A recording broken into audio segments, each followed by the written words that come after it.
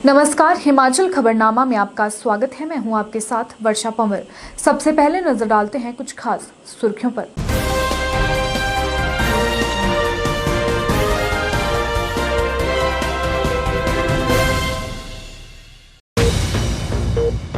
हिमाचल प्रदेश उपचुनाव के लिए अर्की में कांग्रेस प्रत्याशी संजय अवस्थी गुरुवार और मंडी संसदीय सीट से प्रत्याशी प्रतिभा सिंह शुक्रवार को नामांकन करेगी दाखिल।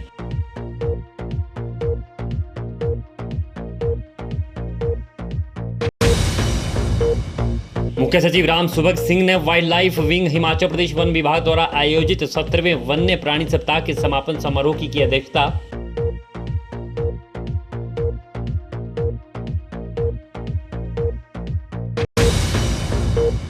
हिमाचल प्रदेश में पहली बार घरेलू एलपीजी सिलेंडर के दाम 1000 रुपए पार। गैस कंपनियों ने घरेलू सिलेंडर के दाम में 15 रुपए की बढ़ोतरी।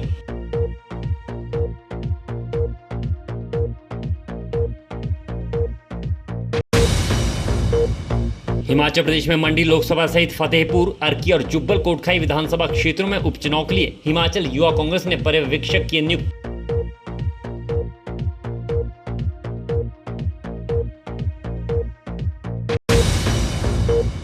हिमाचल प्रदेश से इसी सप्ताह विदा होगा मानसून। 10 अक्टूबर तक साफ रहेगा मौसम।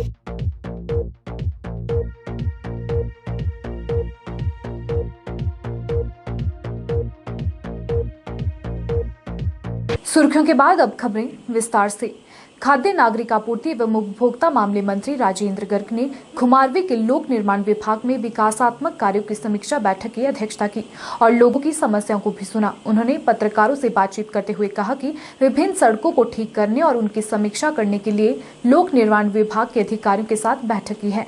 उन्होंने बताया कि विभाग के अधिकारियों को निर्देश दिए गए हैं कि जो सड़कें बरसात के समय में खराब हुई हैं उन्हें जल्द से जल्द ठीक किया जाए और जो सड़कें बिना टायरिंग की हैं उन सड़कों की टायरिंग जल्द शुरू की जाए।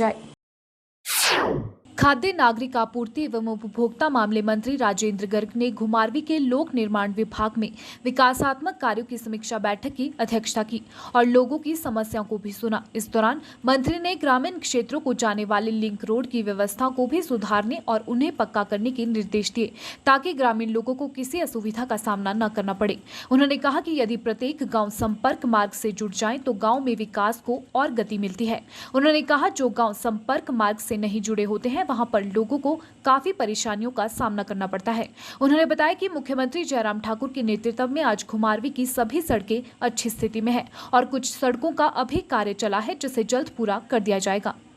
आज यहाँ घुमारवीं विधानसभा चुनाव क्षेत्र की विभिन्न सड़कों को ठीक करने के लिए और उनका कामकाज की समीक्षा के लिए आज यहाँ पीडब्ल्यूडी के अधिकारियों के साथ बैठक की और बैठक में ये तय किया कि जल्दी से जल्दी जो सड़कें हमारी बरसात के कारण ख़राब हुई हैं उनको रिस्टोर किया जाए और जो सड़कें हमारी टारिंग से बच गई हैं उन सड़कों में टारिंग का काम शुरू किया जाए और जो हमारे लिंक रोड्स हैं उन लिंक रोड्स को भी पक्का करने का काम, उनमें सोलिंग वीरिंग का काम भी शुरू किया जाए। इस प्रकार का एक बृहद योजना आज यहाँ बनाई गई ताकि क्षेत्र की जनता को सड़कों की किसी प्रकार की कोई कठिनाई ना रहे। इस प्रकार का हमारा प्रयास है। आदरणीय मुख्यमंत्री श्री जयराम ठाकुर जी के आशीर्वाद से घुमारवीं विधानसभा चुनाव क्षेत्र की सभी सड़कें जो हैं आज लगभग अच्छी स्थिति में हैं। जिनमें कहीं कोई कमी है उनमें काम चला हुआ है और जल्दी ही उन सड़कों को भी ठीक कर लिया जाएगा। मंडी संसदीय क्षेत्र में लोकसभा की सीट के लिए उपचुनाव कांग्रेस बीजेपी के लिए साख का सवाल बन गया है। कांग्रेस ने मंडी लोकसभा सीट पर पूर्व मुख्यमंत्री स्वर्गीय वीरभद्र सिंह की पत्नी प्रतिभा सिंह को चुनाव मैदान में उतारा है। कांग्रेस प्रत्याशी प्रतिभा सिंह 8 अक्टूबर को नामांकन दाखिल करेंगी। प्रतिभा सिंह ने टिकट फाइनल होने के बाद बुधवार को पत्रकार वार्ता को संबोधित किया। इस दौरान उन्होंने केंद्र और राज्य सरकार पर जमकर निशाना साधा।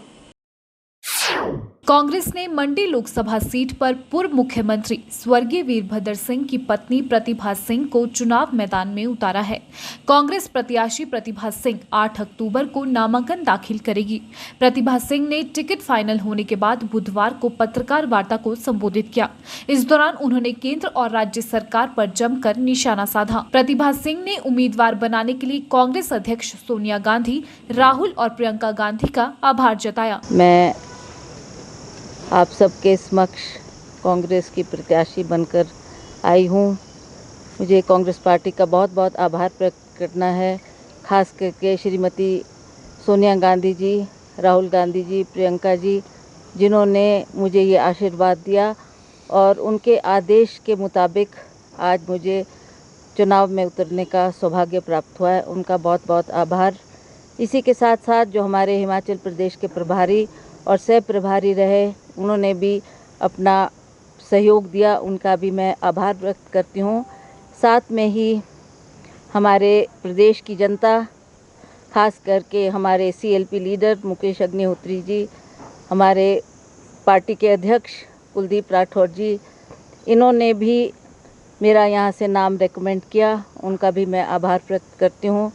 और हिमाचल प्रदेश की जनता, खास करके मंडी पार्लियामेंट्री हलके के लोगों ने जो आश्वासन मुझे दिलाया, जो उन्होंने मुझे प्रेरित किया कि आप इस दुख की घड़ी में, जबकि आप सभी जानते हैं कि हर चुनाव में राजा वीरभद्र सिंह जी का नाम हमारे साथ सदा रहा, आज उनके नाम के साथ मैं इस चुनाव के मैदान में उतर रही हूँ।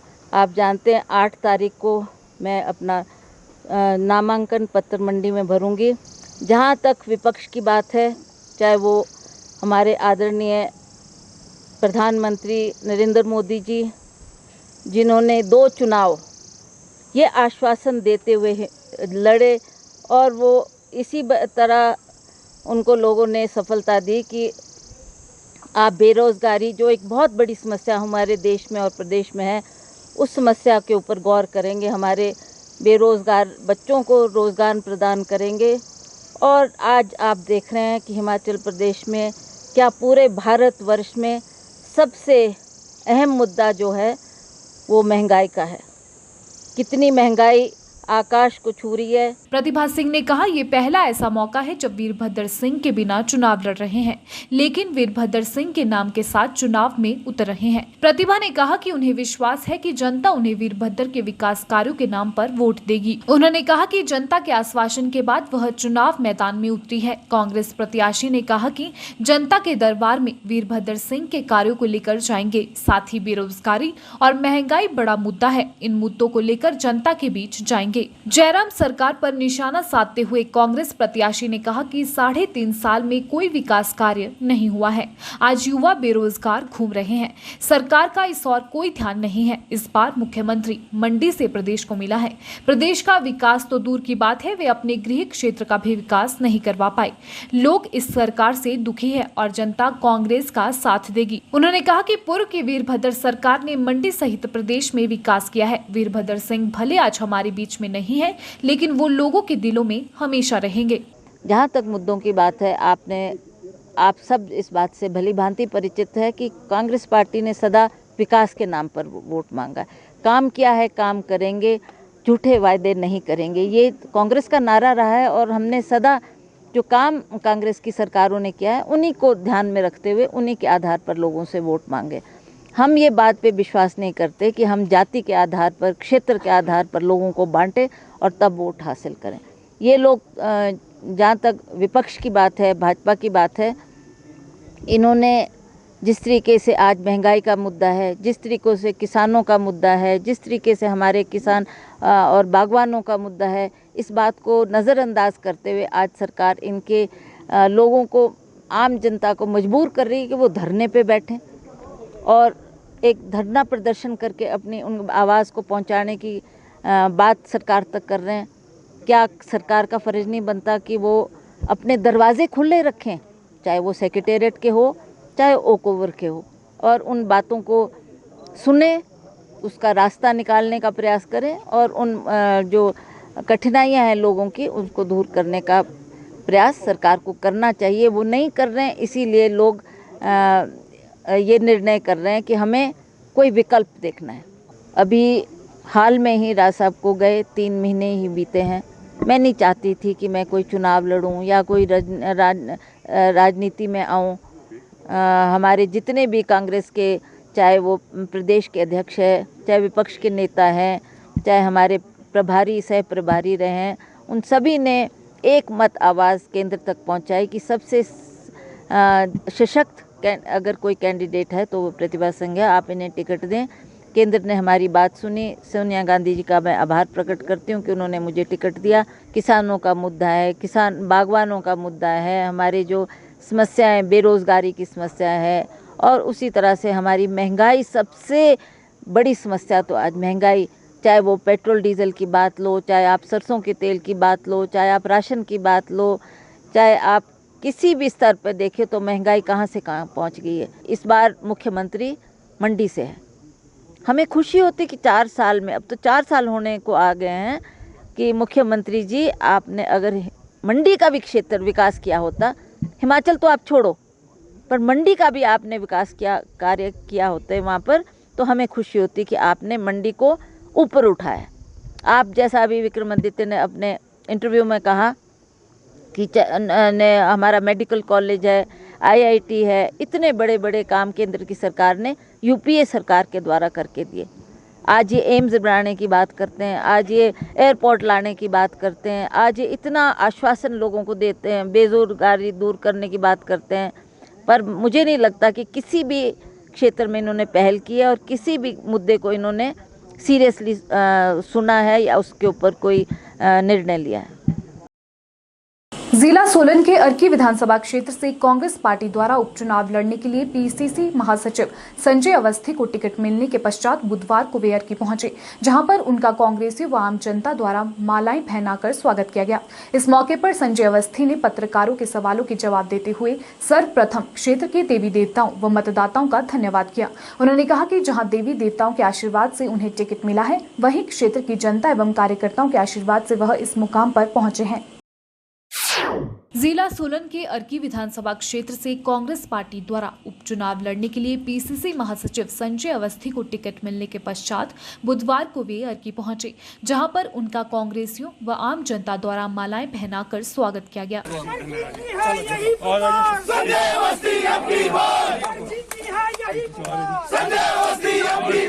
उन्होंने कुछ कांग्रेसी कार्यकर्ताओं के रुष्ट होने के बारे में बताया कि कुछ कांग्रेस के पदाधिकारियों व कार्यकर्ताओं द्वारा उन पर आजकल जो मिथ्या व निराधार आरोप लगाए गए हैं वे स्वयं में ही झूठ हैं, क्योंकि उन्होंने स्वर्गीय वीरभद्र सिंह के चुनाव में पूर्व अर्की ब्लॉक कांग्रेस कमेटी अध्यक्ष रमेश ठाकुर के साथ कंधे से कंधा मिलाकर उन्हें जिताने का कार्य किया था, क्योंकि वह कांग्रेस के सच्चे सिपाही हैं और इसलिए उन्हें प्रदेश की तरफ से अर्की में कांग्रेस के प्रभारी हर्ष महाजन द्वारा निष्ठा व लगन से कार्य करने को लेकर एक प्रशस्ति पत्र भी दिया गया था।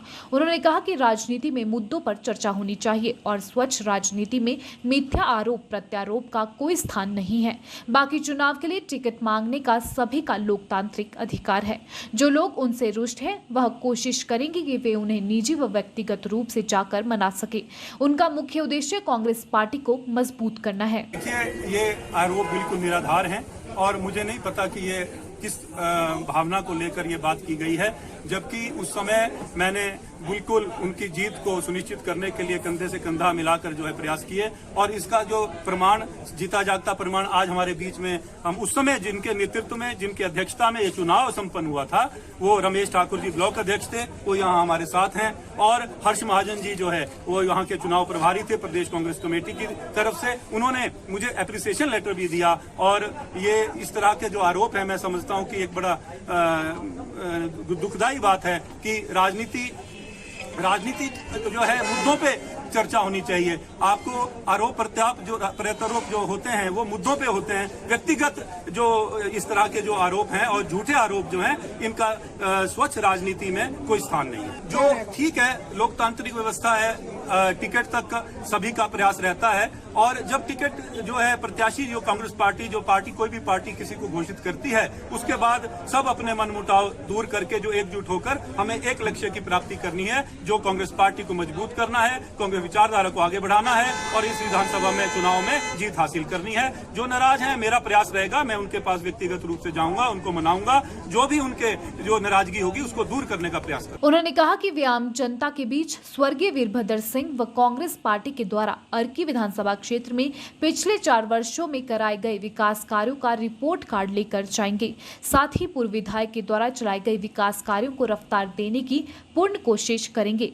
साथ ही पिछले दिनों मुख्यमंत्री द्वारा अर्की क्षेत्र के लिए की गई घोषणाओं को अमली जामा पहनाने के लिए मुख्यमंत्री व सरकार पर पूर्ण दबाव डालेंगे और स्थानीय लोगों व युवाओं की एक धारणा कि नेता झूठ बोलते हैं, इस धारणा को गलत सिद्ध करेंगे, क्योंकि इस तरह झूठ बोलने से नेता व दल बदनाम होते हैं। यहाँ पर जो 4 वर्ष का जो रिपोर्ट कार्ड है भारतीय जनता पार्टी का, मैं सबसे पहले तो वो जनता के सामने प्रस्तुत करूंगा। और जो जिस तरह से जो नाकाम रहे यहाँ के जो भारतीय जनता पार्टी के लीडर जो है, जिन्होंने यहाँ पर जो 4 वर्ष में कोई भी विकास नहीं करवाया अर्की विधानसभा क्षेत्र में, जब हमारी कांग्रेस पार्टी की सरकार थी, निवर्तमान मुख्यमंत्री स्वर्गीय राजा वीरभद्र सिंह जी के जो कार्यकाल में जो यहाँ विकास हुआ, वो उनके जाने के बाद, कांग्रेस सरकार के जाने के बाद यहाँ बिल्कुल ठप हो गया। उस विकास को मेरा प्रयास रहेगा आगे बढ़ाने का। और जो अगस्त माह में जो मुख्यमंत्री यहाँ पर आए थे और चुनावी घोषणाएं कर गए थे, 8 घोषणाएं, मेरा ये भी प्रयास रहेगा कि चुनाव के बाद जो है उन घोषणाओं को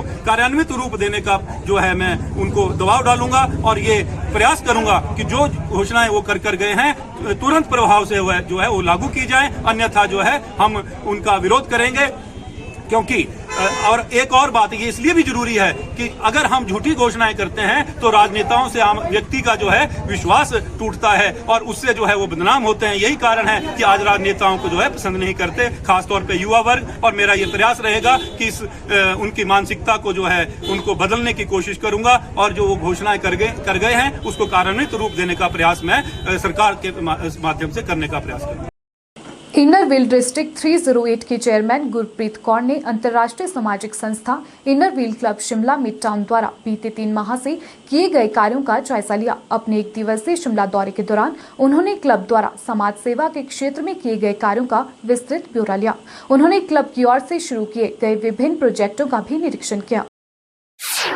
इस अवसर पर इनरव्हील डिस्ट्रिक्ट 308 की चेयरमैन गुरप्रीत कौर ने Inner Wheel club Shimla mid town द्वारा शिमला शहर और साथ लगते क्षेत्रों में आम जनता की सहूलियत के लिए लगाए गए साइन बोर्ड का रिबन काट कर उद्घाटन किया। इसके अलावा उन्होंने पर्यटन नगरी शिमला को स्वच्छ सुंदर बनाए रखने के लिए लगाई गई होर्डिंग का भी रिबन काटा और स्वच्छता के प्रति आम लोगों को जागरूक करने की दिशा में क्लब की इस पहल की सराहना की। उन्होंने कहा कि बतौर इनरव्हील डिस्ट्रिक्ट 308 की चेयरमैन उन्होंने Inner Wheel club Shimla mid town द्वारा किए गए सभी कार्यों की विस्तृत जानकारी ली है और जमीनी स्तर पर किए गए कार्यों का फील्ड में उतरकर जायजा लिया है।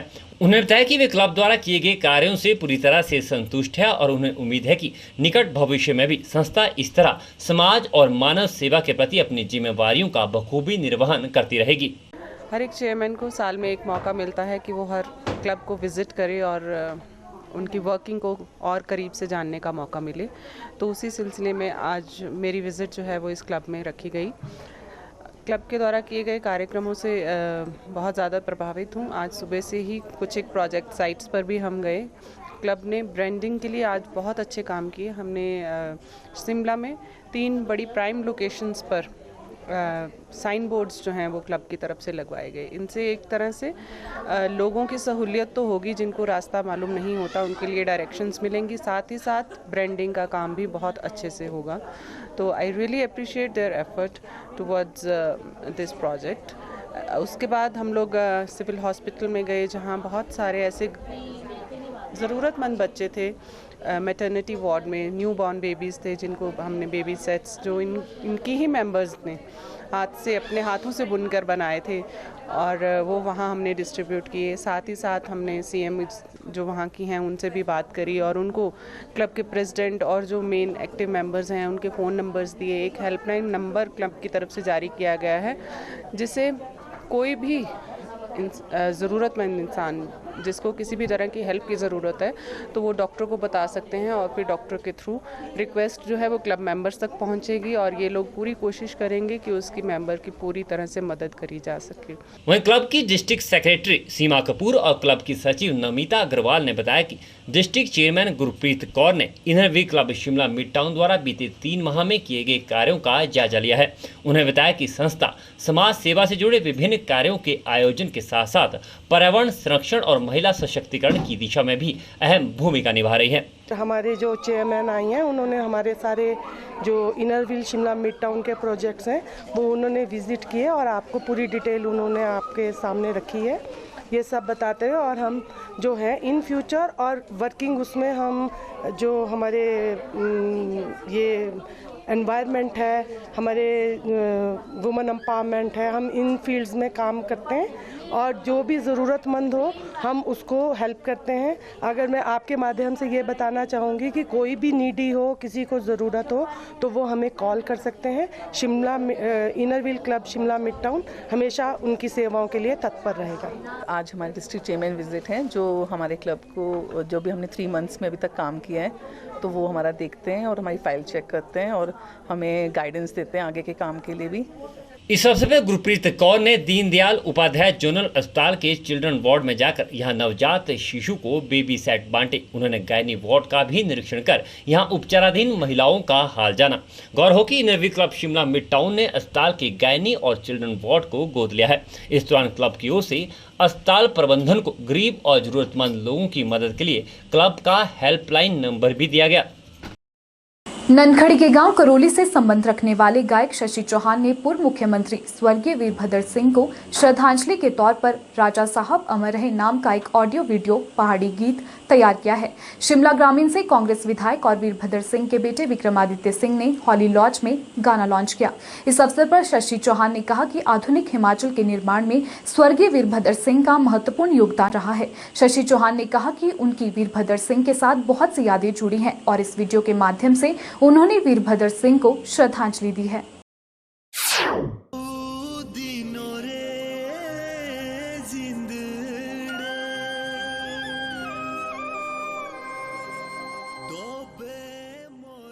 हिमाचल प्रदेश के पूर्व मुख्यमंत्री स्वर्गीय वीरभद्र सिंह को श्रद्धांजलि देने के लिए गायक शशि चौहान ने एक गाना तैयार किया है। शिमला ग्रामीण के कांग्रेस विधायक और वीरभद्र सिंह के बेटे विक्रमादित्य सिंह ने हॉली लॉज से गाना लॉन्च किया। इस गीत में प्रदेश के पूर्व मुख्यमंत्री स्वर्गीय वीरभद्र सिंह के द्वारा प्रदेश में करवाए गए विकास कार्यों को बताया गया है।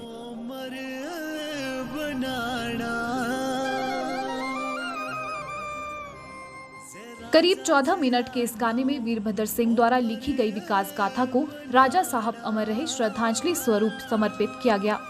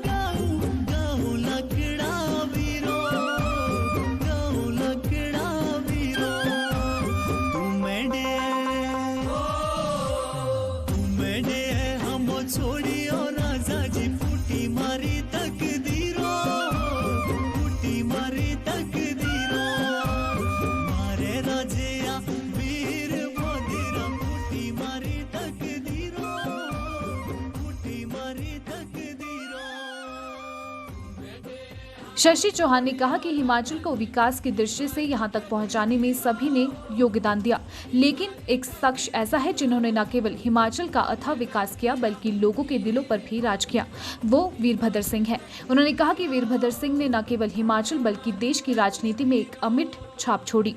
शशि चौहान ने कहा कि राजनीति से ऊपर उठकर बिना किसी भेदभाव के जनसेवा करने वाले वीरभद्र सिंह हालांकि शारीरिक रूप से हमारे बीच नहीं है, लेकिन उनके द्वारा किया गया अभूतपूर्व विकास कभी भी उनको लोगों के दिलों से जुदा नहीं कर सकता।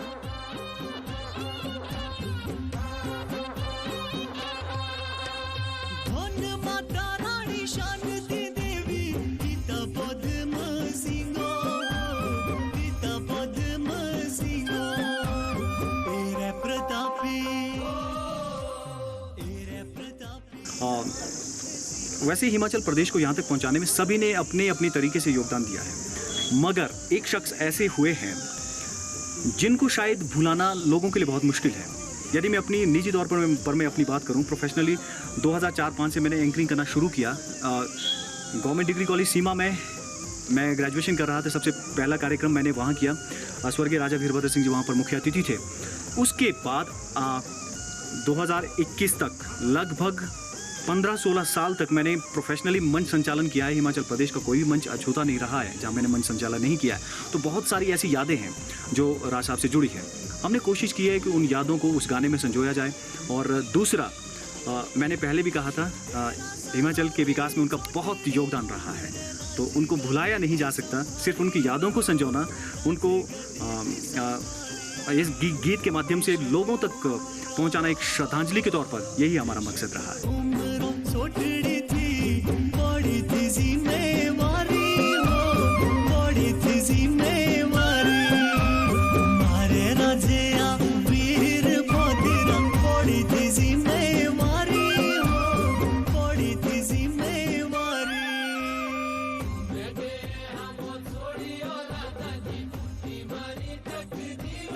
वहीं विक्रमादित्य सिंह ने वीरभद्र सिंह के विकास कार्यों पर बनाए इस गीत के लिए शशि चौहान और उनकी टीम का आभार जताया। उन्होंने कहा कि वीरभद्र सिंह को आधुनिक हिमाचल का निर्माता कहा जाता है। उन्होंने शिक्षा, सड़क, स्वास्थ्य के क्षेत्र में बिना भेदभाव के काफी विकास किया है। आज वे भले ही हमारे बीच में नहीं है, लेकिन उनके द्वारा किए गए कार्यों को हमेशा याद रखा जाएगा। हिमाचल प्रदेश का सर्वत्र विकास करवाने में उनका एक बहुत बड़ा योगदान रहा है।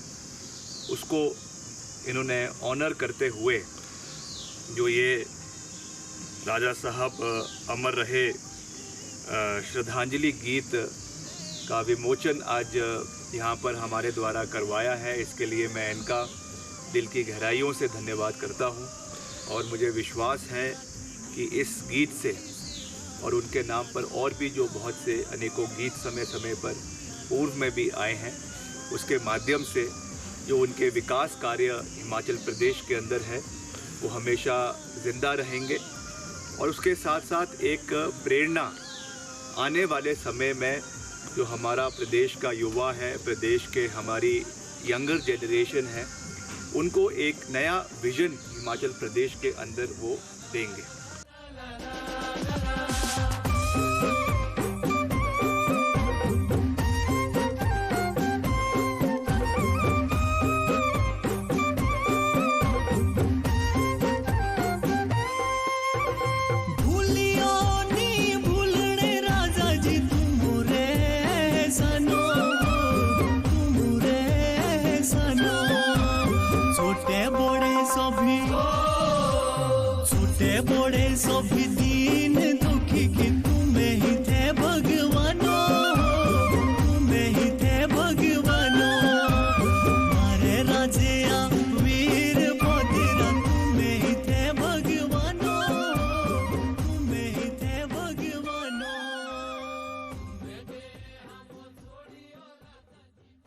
नवरात्रों से पहले हिमाचल प्रदेश की जनता को महंगाई का झटका लग गया है। हिमाचल प्रदेश में पहली बार घरेलू एलपीजी सिलेंडर के दाम 1000 रुपए से पार हो गए हैं। बुधवार को गैस कंपनियों ने घरेलू सिलेंडर के दाम में 15 रुपए की बढ़ोतरी की है। प्रदेश में अब होम डिलीवरी के साथ घरेलू एलपीजी सिलेंडर लेने के लिए 1001.75 रुपए चुकाने होंगे। घरेलू उपभोक्ताओं को 17 रुपए की सब्सिडी बैंक खातों में लौटाई जाएगी। व्यावसायिक सिलेंडर के दाम 2 रुपए घटे हैं। अब 1906 रुपए में व्यावसायिक गैस सिलेंडर मिलेगा। रसोई गैस सिलेंडर में लगी महंगाई की आग के साथ साथ राजधानी शिमला में सामान्य पेट्रोल का प्रति लीटर दाम भी 100 रुपए से पार हो गया है। शिमला में पेट्रोल 100.11 रुपए प्रति लीटर की दर से बिक रहा है। नवरात्रों से पहले हुई गैस सिलेंडर व पेट्रोल के दामों में बढ़ोतरी ने आम जनता की कमर तोड़ दी है। 29 सितंबर को हिमाचल प्रदेश स्कूल शिक्षा बोर्ड ने परीक्षा प्रणाली में बड़ा बदलाव करते हुए 9वीं से लेकर 12वीं कक्षा तक साल में 2 बार परीक्षाएं लेने की अधिसूचना जारी की थी, जिसका हिमाचल प्रदेश राजकीय अध्यापक संघ के प्रदेश अध्यक्ष वीरेंद्र चौहान ने विरोध किया है। उन्होंने कहा, इससे शिक्षा में गुणवत्ता आने की जो बात की जा रही है, ऐसे कुछ होने वाला नहीं है, बल्कि इससे बच्चों पर मनोवैज्ञानिक दबाव बढ़ेगा। ऐसे में उन्होंने बोर्ड के चेयरमैन से तुरंत नैतिकता के आधार पर अपने पद से इस्तीफा देने की मांग की। वहीं वीरेंद्र चौहान ने मुख्यमंत्री और शिक्षा मंत्री से टर्म सिस्टम पर अगले सत्र तक रोक लगाने की भी मांग की है। हाल ही में 29 सितंबर को स्कूल शिक्षा बोर्ड की तरफ से एक अधिसूचना जारी की गई है, जिसमें कहा गया है कि हम जो है 9वीं से 12वीं तक की कक्षाओं का अब टर्म 1 और टर्म 2 के आधार पर जो है मूल्यांकन करेंगे। वार्षिक परीक्षाएं 2 बार करेंगे और उसमें ये भी कहा कि हम जो है सिलेबस आधा आधा बांटेंगे। उसमें थ्योरी की बात है, चाहे आपकी प्रैक्टिकल सब्जेक्ट की बात है, लेकिन उसमें यह कहा कि हम नवंबर में पहली परीक्षा करेंगे, उसके बाद मार्च में दूसरी परीक्षा करेंगे। तो मैं ये सबसे पहले तो ये जानना चाह रहा था चेयरमैन स्कूल शिक्षा बोर्ड से कि अगर आपने टर्म सिस्टम पे जाना था तो सत्र हमारा मार्च में शुरू हो गया है, तो मार्च से लेकर 29 सितंबर तक आप क्या करते रहे? आपने उसके ऊपर कितना काम किया, कितनी एक्सरसाइज की? आपके पास बहुत बड़ी टास्क फोर्स है, आपके पास बहुत सारे शिक्षाविद है, आप खुद एक शिक्षक है, शिक्षाविद है। एक शिक्षक होने के नाते आपने इस दिशा में कितने प्रयास किए, उसका जीता जागता उदाहरण आपने पिछले कल जब मैंने प्रश्न उठाया कि आपने मात्र नोटिफिकेशन जारी करने से एक हड़कंप पैदा कर दिया बच्चों के अंदर और शिक्षकों के अंदर कि हम नवंबर में पहला टर्म करेंगे, जबकि पहले टर्म के पेपर तो हमारे सितंबर में हो चुके हैं बच्चों के +1 2 के, उसका मूल्यांकन भी हो चुका है, उसके रिजल्ट भी वेबसाइट पे लोड हो चुके हैं। तो किस टर्म की बात आप 29 सितंबर को करना चाह रहे हैं? पहले तो ये आपसे जानना चाह रहा हूँ मैं। स्कूल शिक्षा बोर्ड करोड़ों रुपया फीस के रूप में जो है बच्चों से इकट्ठा करता है, इस बार भी किया है, हर साल करता है, सबसे अमीर बोर्ड है। और 10 रुपये एक टाइपिंग के ऊपर, एक आपको जो सिलेबस तैयार करना है, उसको सिलेबस को बाइफिकेट करना है, मैं तो ये कहूँगा उसको करने के लिए 10 रुपये एक टाइपिंग का खर्चा होता है, एक उसके लिए 10 रुपये भी आप खर्च नहीं कर पाए।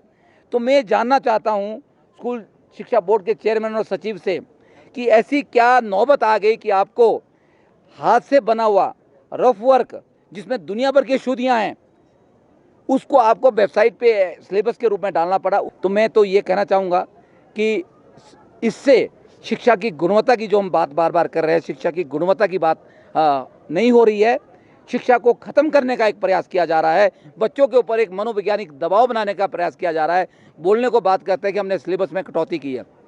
मैं चेयरमैन साहब से ये भी कहना चाहता हूँ, जो सिलेबस आपने कल अपलोड किया है, पता नहीं किससे आपने बनवाया है, कितने वो शिक्षाविद थे, कितनी उनसे तैयारियाँ की थी, कितनी उनको आपने उनके ऊपर सेमिनार लगवाए थे, उसमें वो 30% सिलेबस जो आपने कटौती की बात कर रहे हैं आप, वो भी उसमें इंक्लूड किया हुआ है।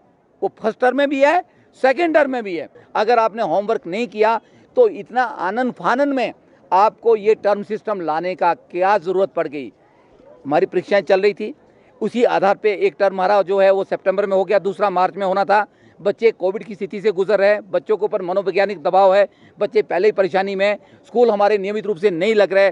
तो मैं तो हम एक बार फिर से हमने परसों जो है माननीय मुख्यमंत्री के कार्यालय में उनके जो प्रधान निजी सचिव हैं और हमने शिक्षा सचिव को भी ज्ञापन दिया, दोनों मुख्यमंत्री जी को भी ज्ञापन दिया। हमने ये मांग की है कि ठीक है, हम स्वागत करते हैं नई शिक्षा नीति का, हम टर्म सिस्टम का भी स्वागत करते हैं, पर उसके लिए उचित प्रयास किए जाने की आवश्यकता है। तो मैं ये कहना चाहता हूँ कि सबसे पहले तो जो बोर्ड के चेयरमैन है, वो अगर सच में उनमें नैतिकता बची है, एक शिक्षक होने के नाते उन्होंने इस तरह का काम किया हुआ है जो बड़ा निंदनीय है। मैं उनसे ये कहना चाहता हूँ कि आप तुरंत जो अपने पद से इस्तीफा दे, आप नैतिकता के नाते अपना पद छोड़ दे, क्योंकि ये छोटी बात नहीं है।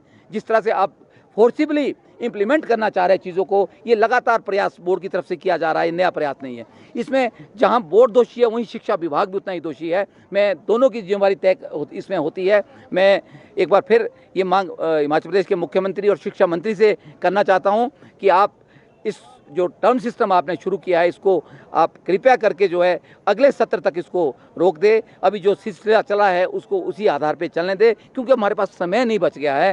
क्योंकि जो विंटर क्लोजिंग स्कूल है वहाँ तो नवंबर के बाद पढ़ाई ना के बराबर होती है, ना कोई व्यवस्था है, बर्फ़ होगी, ठंड होगी, बच्चों के लिए ना बैठने की व्यवस्था होती है, ना सेकने की व्यवस्था होती है। वहाँ तो पढ़ाई जो 0.5% सिलेबस जिसकी हम बात कर रहे हैं वो तैयार हो ही नहीं पाएगा, उसके लिए बच्चा तैयार ही नहीं हो पाएगा। इसलिए हम इसको मांग करते हैं कि अगले सत्र से इसको लागू किया जाए, इस साल यही व्यवस्था रहने दी जाए। अन्यथा ये थोपने वाली बात अगर होगी तो मुझे लगता है कि उससे अच्छे रिजल्ट नहीं आएंगे, उससे बुरे परिणाम आएंगे। इसके लिए जो है हम सब उत्तरदायी होंगे।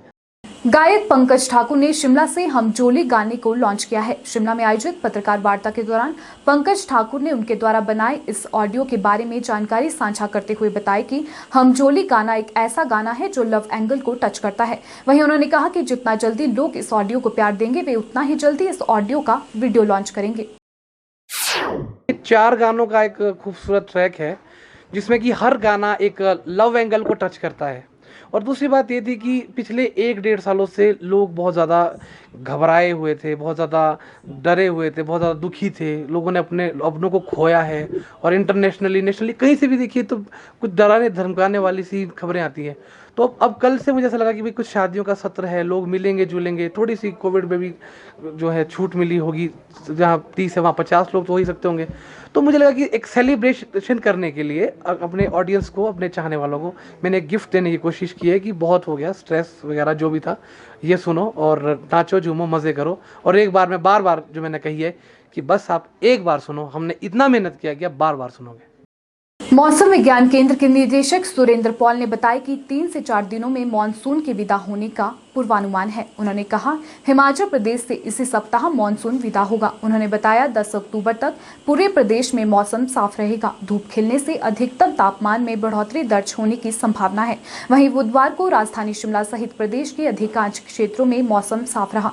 मानसून सीजन के दौरान इस वर्ष सामान्य से 10% कम बारिश प्रदेश में रिकॉर्ड हुई है। 17 सितंबर तक मानसून के विदा होने की संभावना थी, लेकिन मानसून सीजन इस वर्ष प्रदेश में अधिक दिनों तक रहा है।